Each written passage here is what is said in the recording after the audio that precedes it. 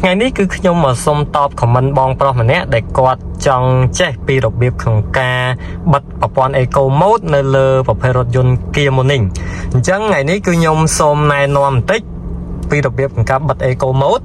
អញ្ចឹងបងប្អូនទាំងអស់គ្នាគឺគាត់បានឃើញនៅលើតាប់ឡូនេះហើយតាប់ឡូនេះគឺខ្ញុំកំពុងតែបើក Eco Mode នៅខាងនេះគឺ Eco Mode អញ្ចឹងខ្ញុំបានបើកវាអញ្ចឹងដើម្បីខ្ញុំធ្វើការបិទវាបានអញ្ចឹងទី1គឺខ្ញុំបងប្អូនទាំងអស់គ្នាមើលកន្លែងនេះគឺមានកលឹះមួយវារៀងវែងចេញមកបាទអញ្ចឹងកន្លែងហ្នឹងគឺជាកន្លែងដែលយើងកំណត់ setting វាអញ្ចឹងបងប្អូនចុចមួយទៅវានឹងផ្លាស់ប្ដូរ setting នៅកន្លែងហ្នឹងវាមានសីតុណ្ហភាពឧទាហរណ៍នេះសីតុណ្ហភាព36អង្សាសេនៅខាងក្រៅអញ្ចឹងកន្លែងនេះគឺកន្លែង Eco Mode អញ្ចឹងយើងចុចទៅទៀតវាមាន trip A trip B អញ្ចឹងទៅកន្លែងយើងវាស់គីឡូបាទយើងចង់វាស់គីឡូ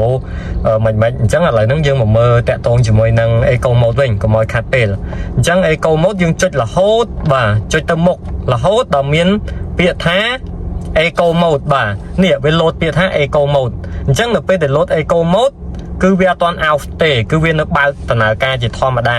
អញ្ចឹងដើម្បីយើងធ្វើការបិទ Eco Mode បាន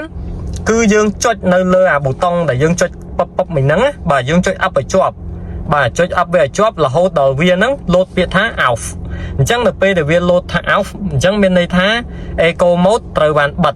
ហើយកន្លែងដែលខ្ញុំបង្ហាញ Eco នៅខាងនេះក៏វាបាត់ដែរបាទវាអត់ឃើញទេអញ្ចឹងបងអាចធ្វើការបើកដោយការបិទ Eco Mode បានអញ្ចឹងវីដេអូមួយនេះមានតែប៉ុណ្្នឹងទេអរគុណច្រើនសម្រាប់ការតាមដានទស្សនាវីដេអូរបស់ខ្ញុំ